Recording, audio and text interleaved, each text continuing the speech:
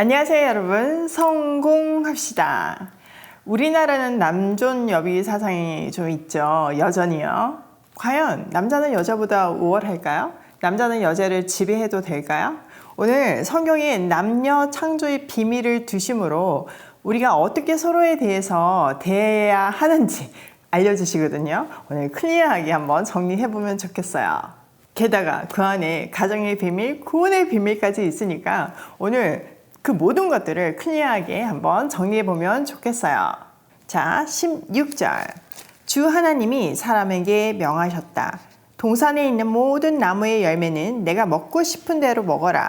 그러나 선과 악을 알게 하는 나무의 열매만은 먹어서는 안 된다. 자, 우선 여기까지 보면요. 하나님이 아담에게 선악과 명령을 해요. 동산 안에 있는 모든 나무는 먹어도 된대요. 여기에는 동산 중앙에 있는 생명나무도 포함되어 있죠. 그러나 단 하나, 선과 악을 알게 하는 나무의 열매만은 먹어서는 안 된대요. 자, 이렇게 하나님은 아담과 언약을 맺죠.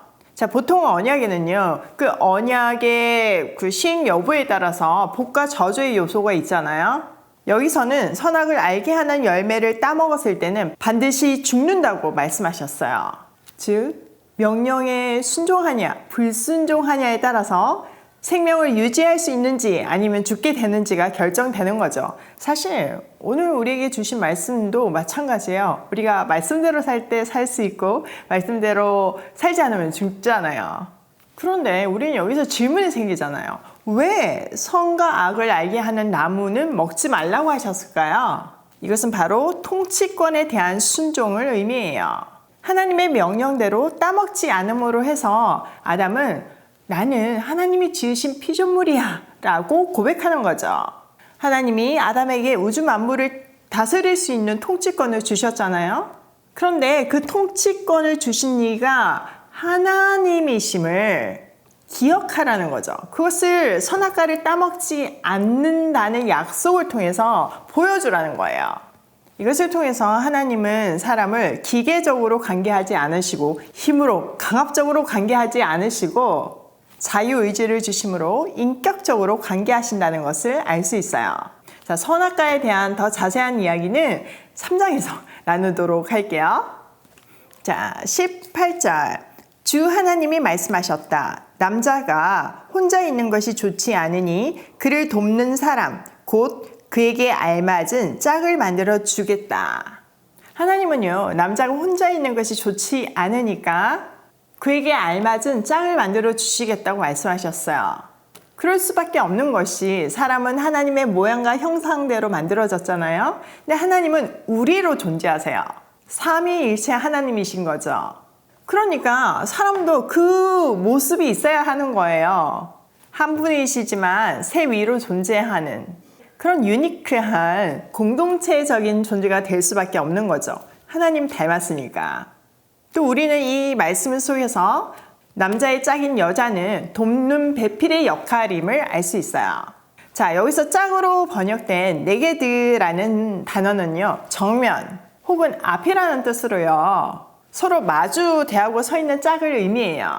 그러니까 사람은요, 각각 혼자 있는 존재가 아니라 서로 마주 보고 있는 사람으로서 둘이 하나의 공동체를 이루고 있다는 사실을 확인할 수 있어요. 이것은 또한 누구 한 사람이 우월적인 위치에 있다는 말이 아니에요. 서로가 서로의 부족한 점을 채워주는 조력자로서 함께 공동체를 이루어 간다는 것을 알 수 있어요.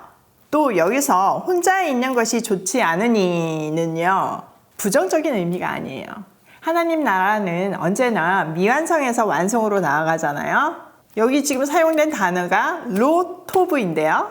로는 부정어이고 토브는 하나님의 계획이 완성되어 가는 것을 말해요.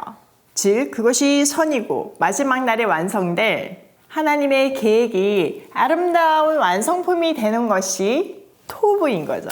그런 의미에서 여기 혼자 있는 것이 좋지 못하다는 것은 아직 미완성이라는 의미예요. 자, 어떻게 되면 완성이 될까요? 네, 바로 이어서 말씀해 주시잖아요. 돕는 배필 여자가 짝이 됨으로 해서 비로소 완성이 되는 거예요. 성경 진짜 알면 알수록 너무 재밌지 않나요? 처음에 이걸 알고 얼마나 정말 천지가 개벽하는 그런 느낌이었어요. 자, 이야기가 이쯤 되면 다음 이어지는 내용은 뭘까요? 네, 맞아요. 여자 창조겠죠. 그런데 뜬금없는 내용이 삽입되어 있어요. 한번 읽어볼게요.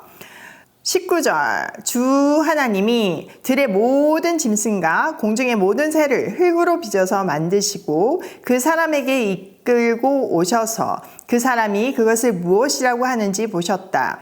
그 사람이 살아있는 동물 하나하나를 이루는 것이 그대로 동물들의 이름이 되었다. 그 사람이 모든 집짐승과 공중의 새와 모든 짐승에게 이름을 붙여 주었다. 자, 여기까지 보면요. 모든 동물과 새를 흙으로 빚으시고 사람에게 이끌어 오셔서 이름을 짓게 하셨어요. 아담은요, 딱 보고 착 이름을 지었죠. 자, 여기서 이름을 지었다는 거는요, 본질을 깨뜨려 봤다는 의미예요. 또 그들의 통치자가 되었다는 의미이기도 하죠. 그리고 여기에는요, 또 하나 하나님이 사람을 대하시는 중요한 원리가 담겨 있어요. 바로 우리를 인격자로 대우하신다는 거예요. 저 앞에 돕는 배필이 있어야 돼 이렇게 얘기했으니까 자 얘랑 살아 이렇게 말씀하실 수도 있잖아요. 근데 그게 아니에요. 아담이 깨달을 때까지 기다려주세요. 먼저 동물들을 지나가게 함으로써요. 아담은요, 이 동물들을 보면서 자기랑은 격이 다르다는 것을 알아챘어요. 동물들과 짝이 될 수 없다는 것을 안 거죠. 또 하나 뭘 봤겠어요? 네, 동물들이 다 짝이 있다는 것을 보았겠죠. 그래서 자기에게도 돕는 배필이 필요하다는 것을 자각하게 만드셨어요. 동물이 아닌 그 어떤 다른 존재가 있어야 된다는 것도 알게 하신 거죠. 이렇게 보면요, 우주 만물은요 다 하나님의 시청각 자료임을 알 수 있어요. 그래서 우리는 자연을 통해서도 하나님을 알아갈 수 있고 하나님의 뜻을 읽을 수 있어요. 하나님은 자연을 통해서 우리를 가르치기도 하세요. 그렇게 보면 눈에 보이는 것들이 예사롭게 보이지 않아요. 그 안에서 의미를 찾게 되죠. 자, 20절 하. 그러나 그 남자를 돕는 사람 곧 그의 짝이 없었다. 이걸 깨달은 거예요. 그래서 어떻게 하나? 21절. 그래서 주 하나님이 그 남자를 깊이 잠들게 하셨다. 그가 잠든 사이에 주 하나님이 그 남자의 갈빗대 하나를 뽑고 그 자리는 살로 메우셨다. 주 하나님이 남자에게서 뽑아낸 갈빗대로 여자를 만드시고 여자를 남자에게로 데리고 오셨다. 자, 아담을 잠들게 하시고 하나님은 남자의 갈빗대를 하나 꺼내서 여자를 창조하셨어요. 그리고 남자 앞으로 데리고 오셨어요. 자, 아담의 반응 볼게요. 그때 남자가 말하였다. 이제야 나타났구나, 이 사람. 뼈도 나의 뼈, 살도 나의 살. 남자에게서 나왔으니 여자라고 부를 것이다. 엄청난 고백이지 않아요? 이제야 나타났구나, 이 사람. 뼈도 나의 뼈고 살도 나의 살이구나. 한마디로 너는 나구나 라고 고백하는 거예요. 그리고 여자라고 이름을 지어주었어요. 자, 24절. 그러므로 여자는 아버지와 어머니를 떠나 아내와 결합하여 한 몸을 이루는 것이다. 남자와 그 아내가 둘 다 벌거벗고 있었으나 부끄러워하지 않았다. 자, 그들은 한 몸을 이루었대요. 또 정서적으로 영적으로 다 하나였기 때문에 벌거벗고 있었지만 하나도 부끄럽지 않았대요. 부끄러움은 죄가 들어왔을 때 비로소 생기는 거잖아요. 또 하나 여기에는 엄청난 비밀이 숨겨져 있어요. 첫째 아담은 둘째 아담이신 예수님의 표상이잖아요. 예수님께서 어떻게 사람을 구원하실 것인가를 바로 이 남녀 창조의 질서 속에 숨겨놓으셨어요. 에베소서 5장 22절에서부터 33절을 보면요, 남편과 아내의 관계를 그리스도와 교회의 관계로 표현하고 있어요. 머리된 남편과 몸된 아내, 머리된 그리스도와 몸된 교회. 자, 여기서 중요한 포인트가 뭐예요? 머리이신 그리스도가 자기 몸된 교회를 자기 생명을 내줌으로 살려내시잖아요.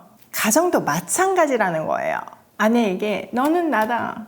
내 생명을 내주는 사랑을 할 때 주어지는 것이 남편의 권위인 거죠.